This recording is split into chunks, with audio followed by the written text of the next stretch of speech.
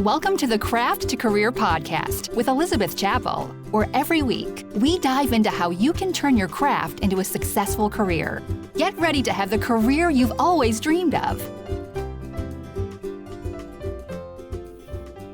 Welcome to the Craft to Career podcast. I am Elizabeth Chappell, the host of the show. And in full transparency, it is right now about 10 o'clock at night.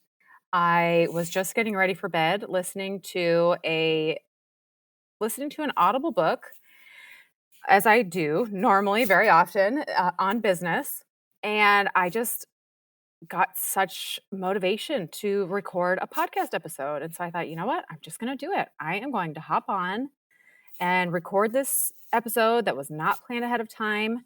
And the motivation behind this comes from Russell Brunson, who was talking about sharing our journey and being fully transparent. And instead of trying to create content all the time, just removing the curtain and letting people see our journey and our process. And so I recently, just very recently, shared publicly along with Art Gallery Fabrics that I'm going to be a new fabric designer for Art Gallery Fabrics. And I thought, you know what? As I heard this on the Audible book, I was like, I bet a lot of listeners are really curious how that happened. And I have a book that got released this year. These are big things that I've been working towards for years. And I know that I've had people ask questions to me about how do you do that? What does that look like? How did you get there? And so I just wanted to sit down and record this episode and share my journey. So I'll start at the beginning. I started, Quilter's Candy as a monthly subscription box. And looking back, I am curious where the drive came from, but I had a drive. I just did. I mean, I didn't play a lot of sports growing up, but my husband's like, you would have been really competitive, because it turns out I'm competitive when it comes to business. I want to succeed and I want it badly. And I don't know where that comes from, but I do. I just have that. And so along with that, I also love studying about business, which is so funny because if you would have told me in college that that I'd be interested in business and that I'd own a business and be an entrepreneur, I just wouldn't have believed it. It was not something I wanted to be a teacher, something more structured, but I'm interested in business, it turns out. So I studied. I did a lot of studying on my own about what was out there and published on how to start a subscription box, how to be successful with that. And I gobbled it up. I mean, everything that I read, and I retained that. I don't remember all the things, but I remembered those things. I mean, someone could have told me a story and told me their dog's name, and the next day I'd be like, what? Tell me that again. What was that? But if I read a blog post on a subscription box, I could have told you detail for detail what I read, because it was just top of my mind, obsessive a little bit.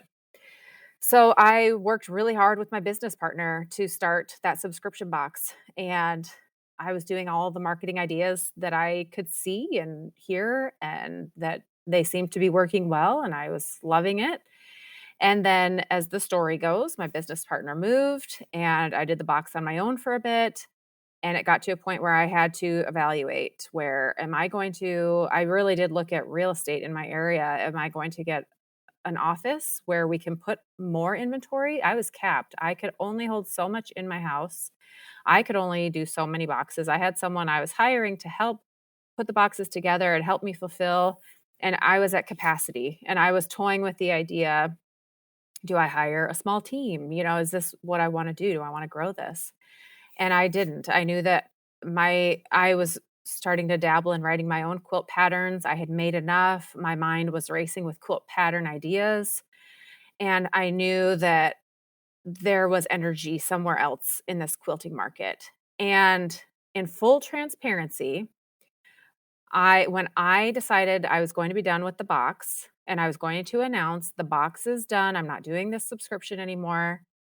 It was a last minute thing where I was like, I want to be able to share something big, like this is ending, but there's this thing.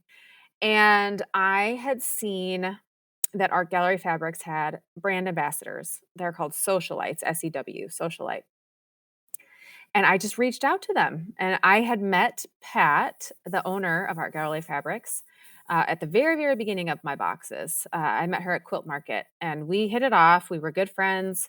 And I actually had a special little subscription box that featured her and had things from Argentina, where she's from, and her fabrics. And so we had bonded and connected and had a friendship. And so I reached out to Pat and asked if I could be a brand ambassador, a socialite for Art Gallery Fabrics. And it wasn't the beginning of the year. And I think I don't know. I don't even know if they have that program anymore.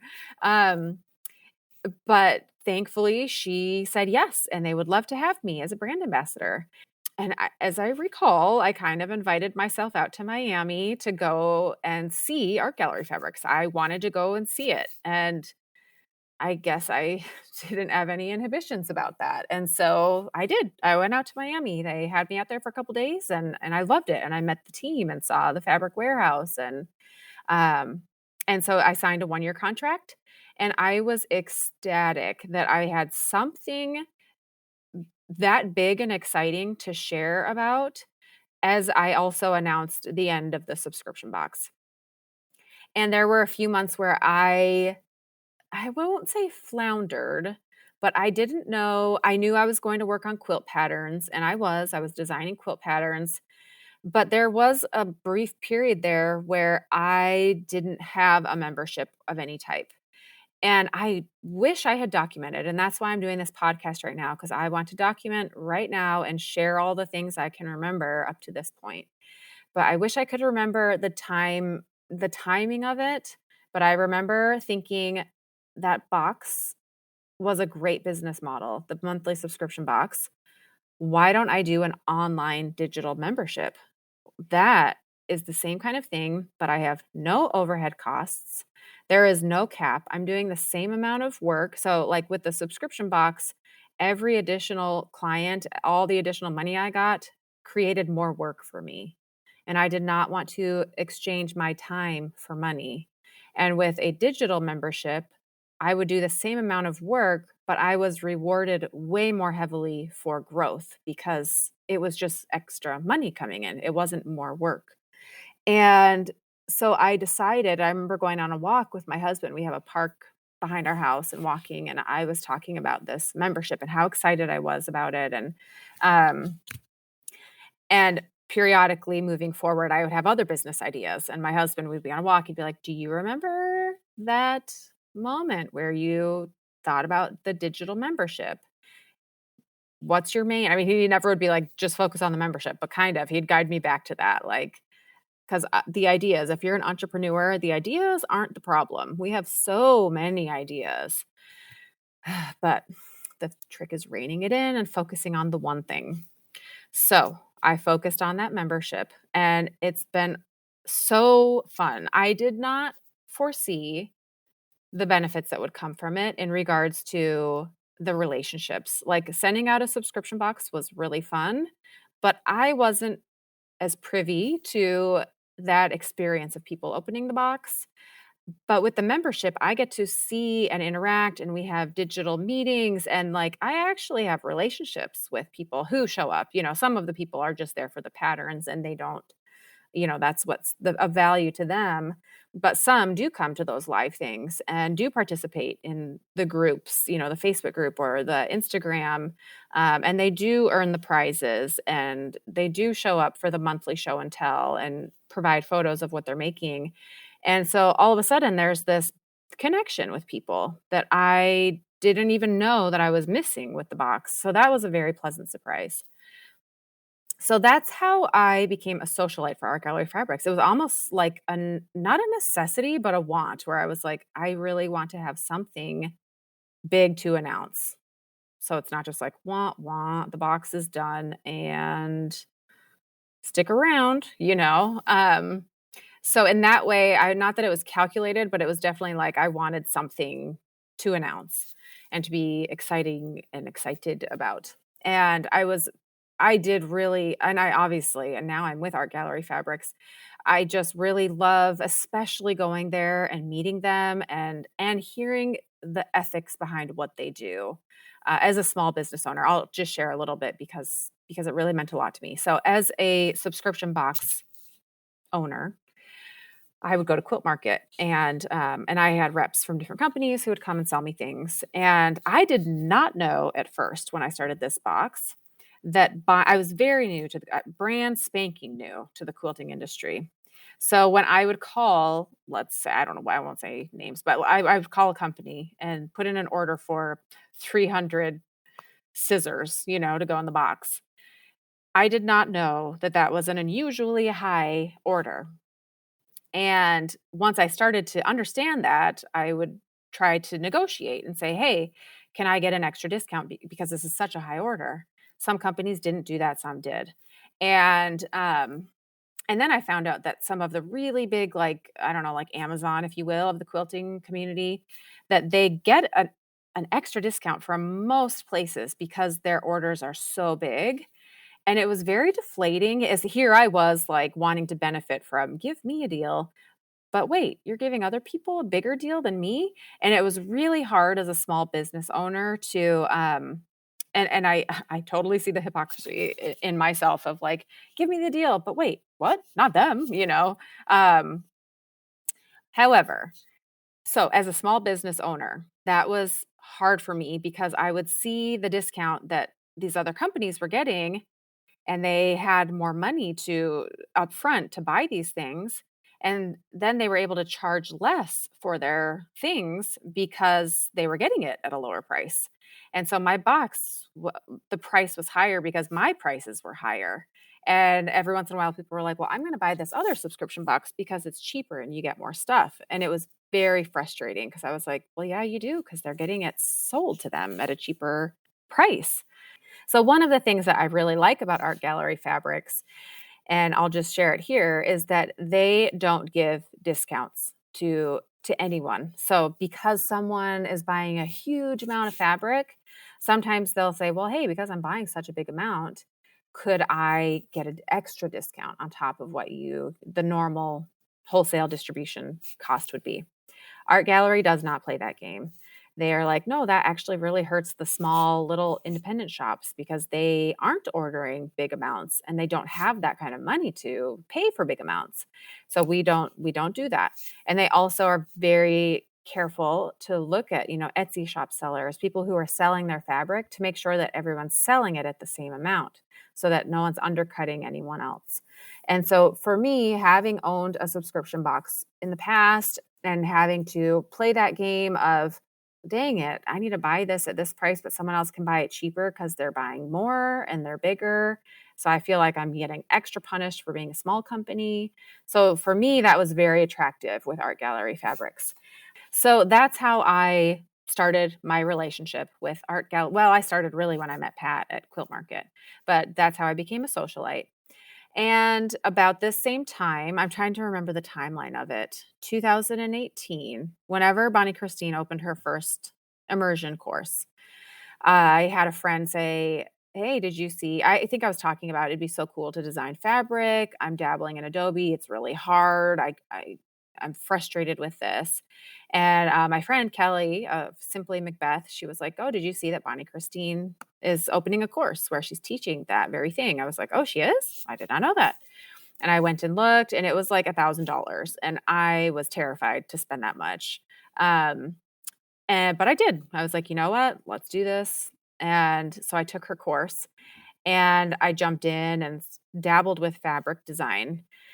And I did not have a look. I didn't have a niche. I submitted to several, well, okay, to one for sure. I submitted to one fabric company and they were interested, but they were like, oh, the look isn't there yet. And so I just kind of stepped aside and kept working on my look. And on and off, I was like, I don't know if I'm going to do this. Yes, I'm definitely going to do this. I don't know if I'm going to do this. So 2018 to 22, 18, 19, 20, 22, that's what, 4 years. Um, I worked on and off on fabric design. And in the meantime, I got very familiar with Adobe, and my pattern writing got better and better. And I decided I've learned so much from other people being open and honest about what they've learned. I went to Quilt Market, and I remember meeting Amy. I think it's Hickory Dickory Dock. She designs for Wyndham, or designed. I need to look and see. She probably still does.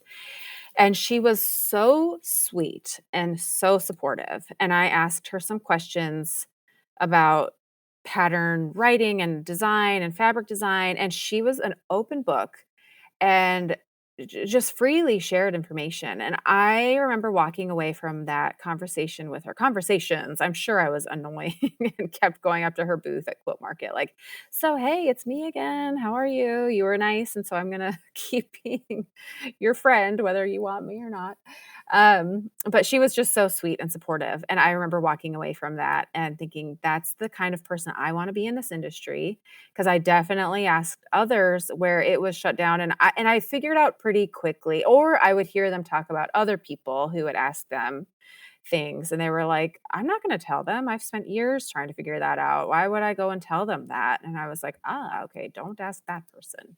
And then I also learned some etiquette too of like, that's true. They have worked really hard, and unless they are offering to help someone, it's probably not polite to go and say, "Hey, can you give me a hack on how you figured this out?" And some people view it as like, well, then you would be competing with me, so I don't really want to help you with that. So I heard those different things, and then I also met Jenny Doan of Missouri Star Quilt Company at Quilt Market. So there's a theme here. I met a lot of people at Quilt Market that has, and I do have an episode where I talk about going to shows like QuiltCon and Quilt Market, or trade shows in any industry. It really is priceless to meet people and have connections. So that's a side tangent.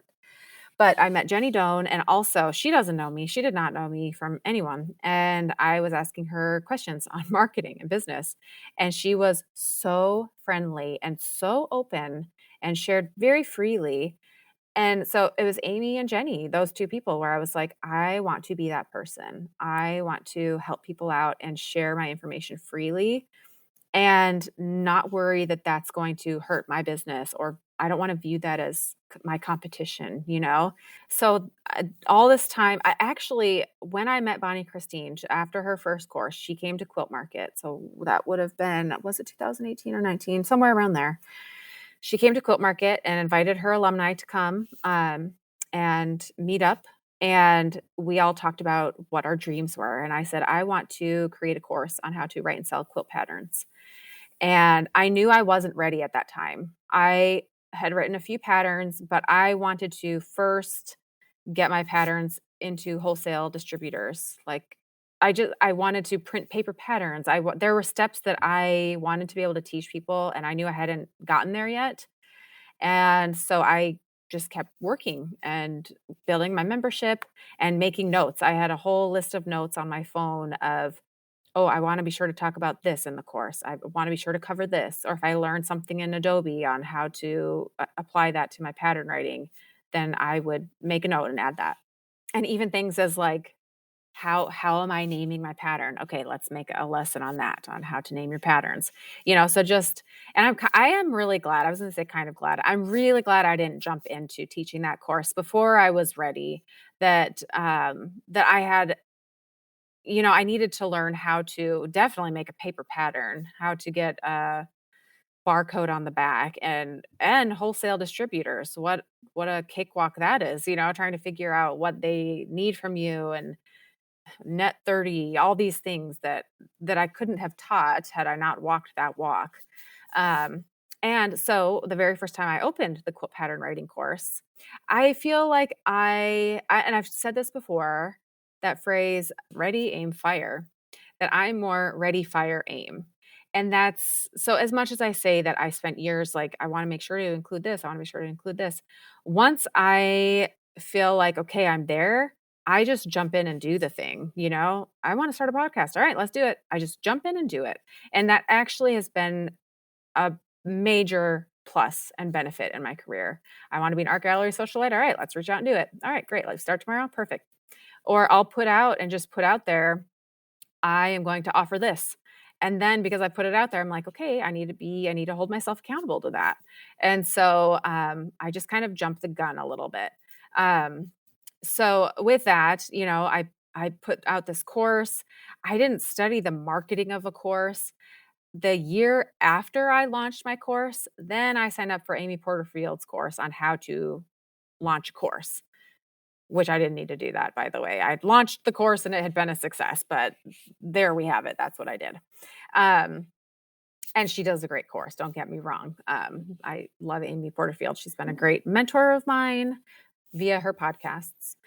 So I released that course and I had some people ask, have you ever published a book? And I was like, dang it, no, I haven't.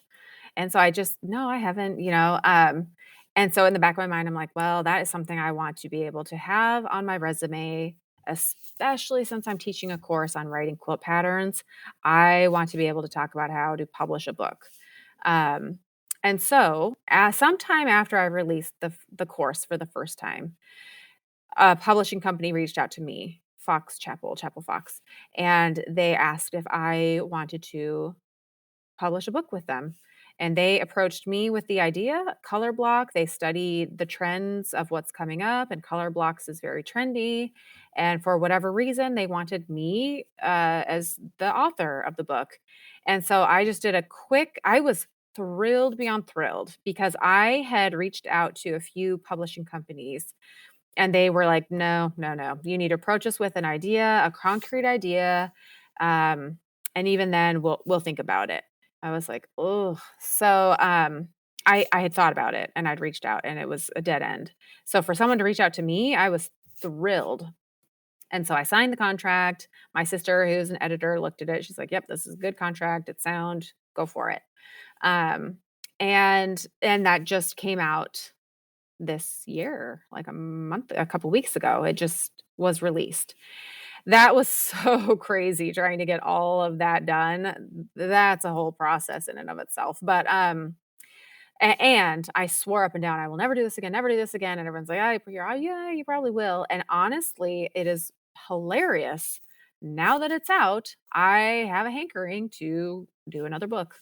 And that color block, I'm so glad that company approached me. And I am thrilled that it's with a publisher. It really brings more credibility. I had been trying to get Checker to carry my patterns forever, and they wouldn't. I was with Brewer and Moda and other companies, but Checker wouldn't pick me up.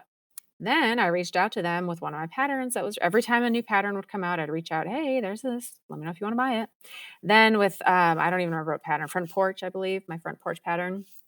I reached out again. Hey, there's this new pattern. Let me know if you want to buy it. And they responded, hey, we saw you have a book coming out. We would love to buy your patterns. Here we go. And we opened an account. And I was like, well, I'll be there. I don't know how they knew. I don't know how they heard. But that publishing company carries some merit and some weight. And it's a reputable thing that will get you endorsed that you couldn't have got in. And it's not an easy thing. Not everyone has been published by a publisher. So if that opportunity comes and you're thinking about it, my 2 cents would be yes. Will I earn as much money from all of those patterns as if I sold them on my own? Probably not. But I wanted that on my resume, and it is so cool. I didn't even know this. Someone else shared with me a screenshot that, hey, your book's available in Target. You can buy it on Amazon. I was like, whoa, what? I didn't have to do a lick of work for that. The publisher has done that work behind the scenes for me. And so that's been really cool. And I'm really grateful for that. So that's a little bit about, I feel like I need to dedicate a podcast episode on the process of writing the book and what I would do differently moving forward, and what I loved about it. So to be continued in another podcast episode. But with fabric design. So like I said, I have a friendship with Pat Bravo of Art Gallery Fabrics. I did the socialite thing. I went out to Miami to visit. And I did show her my fabric designs and we talked. I reached out to her about coming out to Miami in October. which I will be doing. I'm so excited this October. My alumni are invited to apply, and there will be a dozen of us going out to Miami for a business retreat where we get to go to Art Gallery Fabrics and meet them and do some collaborations with them, which I'm thrilled about. When I was chatting with Pat about this idea of coming out there, she was like, well, hey, when are you going to submit your fabric? Oh, no, rewind. Before that, I had submitted and shown Pat some of my designs. And she said, she's so sweet to tutor me on this. She was like, you have a look with your quilts. You have a brand. You've done a good job of getting a feel. It's not showing here in the fabric. And I'm sure she said it differently because I'm not her, but that's how it came across in my mind. It clicked. It made sense for the first time because I had been struggling to figure out what my look was going to be for fabric design. And which makes me very empathetic when I have students who are in my quilt pattern course and they are struggling for what's my look going to be for my quilt patterns, because that's very big for success, is having a niche and a look, a brand, all that. And so it took me years. I am so glad that the first company that I applied to work with for fabric design didn't pick me up because I needed that time to develop my look and my brand, which actually happened through quilting. And it's so funny because my very first quilt patterns were on brand. It was me. And I floundered because I started wanting success quicker than I was getting it with my pattern designs. And so I started looking outward at what's popular. Oh, well, that person did that and it did really well, so I should try something like that. Oh, that person, yeah, I need to try that. And so I tried to do things that weren't what I really loved. And what's so funny is now I'm coming back to a nod to traditional quilts, but they're modern and scrappy. And my colors, I mean, brown, pinks, and those might evolve over time as looks and colors and that, might change. But I definitely came back to what I started off with. And so I don't know for what that's worth. If there's something you're really drawn to and you start to second guess it, go with that gut instinct, that first initial, like, but this is what I really love. At least that was in my experience. Like I had to flounder a bit to come back to my original, the OG. So that going through that process of like, okay, yeah, this is my look. And now applying that to fabric, it was so much easier. And so for Pat to word it that way, like your brand and aesthetic needs to reflect in the fabric, I was like, that I can do. But then I struggled with drawing. No, not drawing. I like the drawing and the sketching. And I am by no means like a fine artist. I'm more of like a sketcher and drawing cute little fun things. But that's okay. Those are the fabrics that I like those kinds of things.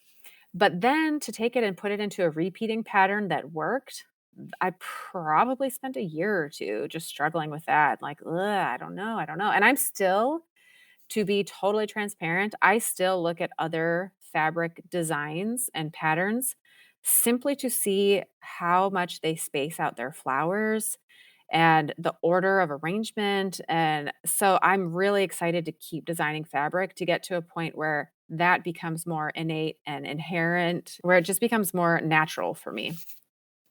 So, Pat, fast forward to this phone conversation about coming out in October. And she was like, hey, so what about the fabric design? What have you been doing?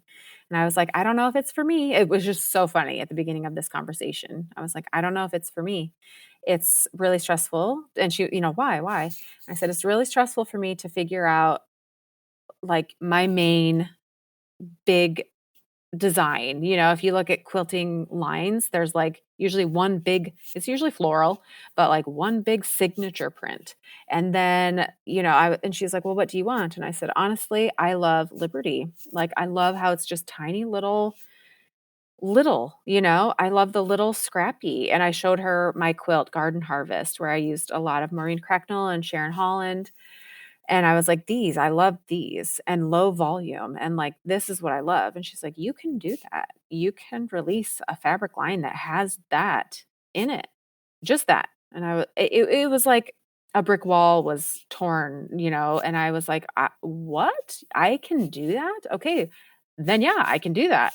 And so I showed her what I had and I put together, and all of a sudden it was like not so hard to make the repeating pattern.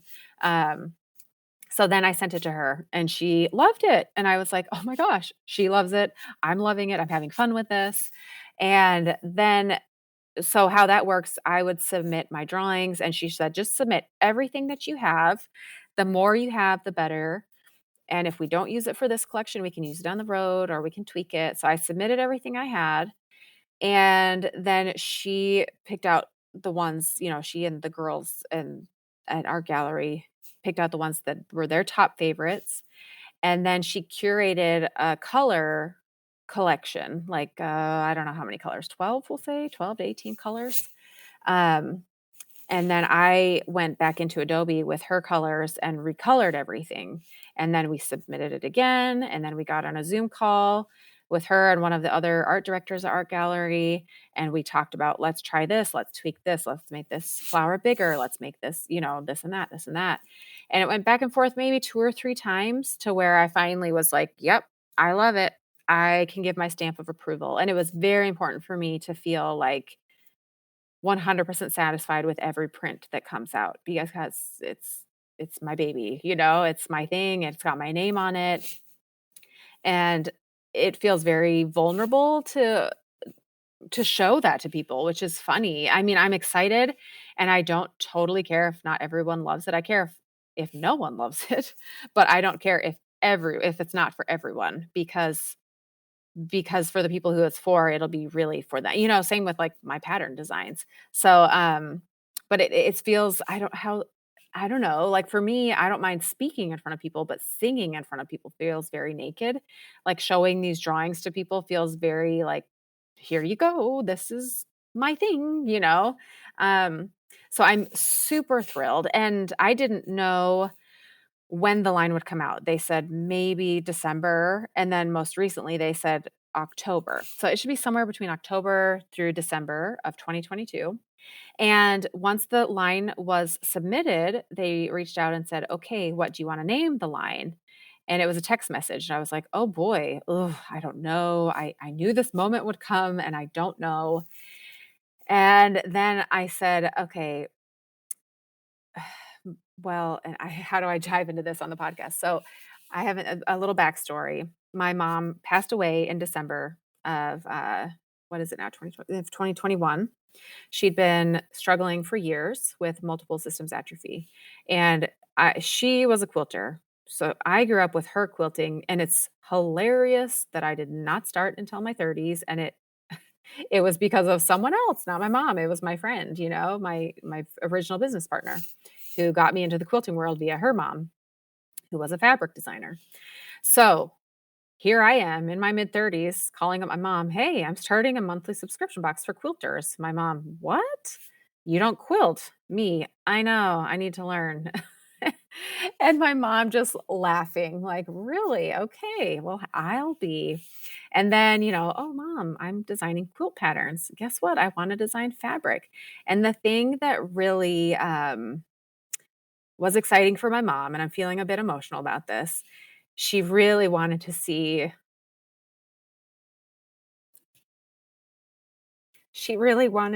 my fabric. And so when I would talk to her, she would ask every time, "When is your fabric coming out? When's that fabric going to be ready?"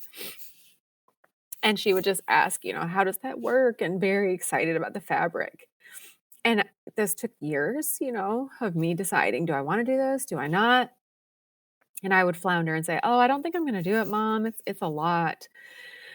It just back and forth. And so it's somewhat ironic, sad, heartbreaking, I don't know, and beautiful in its own way that shortly after my mom passed is when I signed the contract with Art Gallery Fabric. And so when they asked, "What do you want to name it?" I was nervous to text them. I was like, "Well, I don't know. What do you think? This might be weird. I like to give it out. This might be a little odd, but what if we named it after my mom?" My mom is named Gail. And I said, "What about Gail's Garden?" Because it's floral, a lot of florals. And they said, garden is, well, actually, I came up with another idea first. I forget what it was. But it was a line, something similar to what Maureen Cracknell had already released. And I was like, okay, that's fine. So second later, I texted this idea about my mom, Gail's Garden. I said, yes, we love the idea with your mom, which I was so happy. I'm like, oh, thank goodness. And they said, but garden is overused. What else could we do? And it felt like forever, but it was probably about a half an hour. And I texted my sister, Sadie, to brainstorm ideas. And ultimately, I just thought, well, what if it's her first and middle name, Gail Lorraine? I think that's a really beautiful thing. So I texted that, and it took a minute, and she said, yep, we've chatted with the team. They love it. We're going to go with that.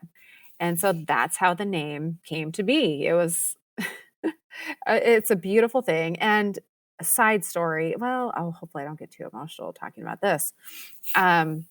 But we just recently had my mom's memorial service, and we went to her house with all of my sisters, well, and my brothers and my dad.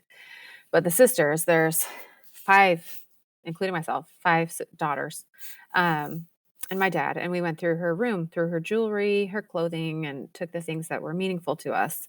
And looking through her jewelry drawer with all of her necklaces from around the world that she saved and collected, we were looking through the drawer, and I saw this little safety pin with a button hot glue gunned onto it. And I grabbed it. I was like, wait, in my mind, I'm thinking, this was from my subscription box. I remember making these, thinking it would be such a beautiful touch to have this, hot glue gun button on a paper clip. But I used, they were these really cute buttons. So I still think they are actually a really cute button. And here it was in my mom's drawer. And it was just such a beautiful thing where it meant so much to me that my mom, I sent her some of my boxes along the way. And in this particular box, she obviously thought that my button was beautiful as well. And she saved that paper clip in her drawer along with all of her most precious jewelry. And that alone meant so much to me. My mom had no idea that her saving that paper clip would be such a beautiful affirmation that she was proud of me and she loved the work that I did. And I felt like in her own way, it was her message of telling me that she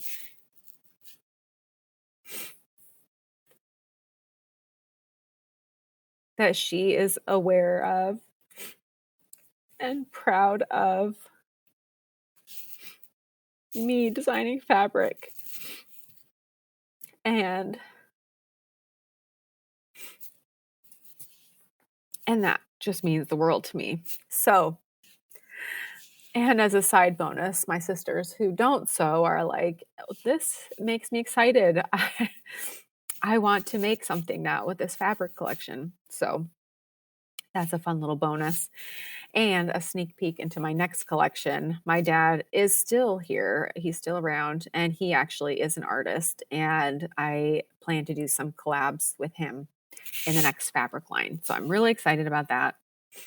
But that's a little sneak peek behind the scenes of how I got here, of how my journey to publishing a book and to becoming a fabric designer. And, I guess if I'm being transparent as well, I talk a lot about don't worry about the number of followers you have on Instagram. It's all in the email list. However, some of these opportunities came about because of the amount of followers I had on Instagram. I'm guessing.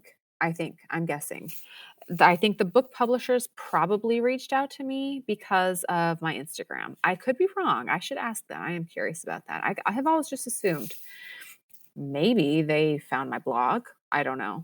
But having a healthy following on social media does give credibility that's hard to show elsewhere. I mean, I guess you could make a media kit and let people know I have an email list of X amount, which if they know anything, they should know that the email list carries more credibility.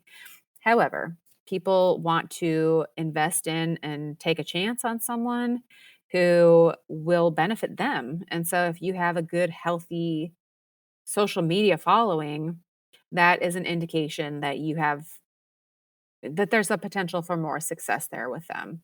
So I do think that that helped play into the book publishing. And then as far as with art gallery fabrics, a huge part of that was being at Quilt Market and meeting Pat and making, and not just meeting her, but like chatting and getting to know her and then reaching out, hey, could we feature you in this monthly subscription box? And having no intent of like, I'm going to do this so that one day I can hopefully design fabric for them, but just taking advantage of the people who are in your path, and not trying to use people as a stepping stone, but really building friendships with people and bonding connections. That's really served me well moving forward. And again, not doing it because I wanted to serve me well, but it just played out that way, looking back and like, seeing how things played out. So that is a little bit of my journey on the fabric design and publishing a book. And if you have more questions on this, if you want to hear more, just let me know. I would love to share more. And again, this is a little bit different kind of a podcast episode, a little more untraditional. Like I said, the thought just popped in my head while I was getting ready for bed. And I was like, oh, let's just put on hold for a minute. I want to go record this. And while I'm in the moment, while we've just announced this fabric being released, I want to share about it while it's fresh on my mind. So it's really exciting. I cannot wait for whenever, October, November, December, whenever that becomes available, to share that with you. And I'm also excited to be a quilt pattern designer and to be able to design a quilt pattern that goes well with my fabric. I haven't done that yet. So I have a few months. I need to get on that. And just FYI, timing wise, the next fabric collection, the due date is June 1st, which is a couple days away. And so I just barely sent in my last one, which is unusual. It's because of all the timing with everything being late in the market right now. But that's a quick turnaround. So that's a little behind the scenes. It's kind of interesting. And then that June one, I don't know. I don't know when that will release. We'll see. So if I get everything submitted by June 1st, we'll see the turnaround time for that, when that fabric will be available. So that's the goal, is to have a whole nother line ready in a couple of days. So that's a little craziness behind the scenes for you. But if you are enjoying this Craft to Career podcast, I would love for you to leave a review. And if you want to be sure to know every Friday when a new episode comes out, to have it automatically come in your library or get notifications of it, then subscribe to the podcast, and that's what will happen.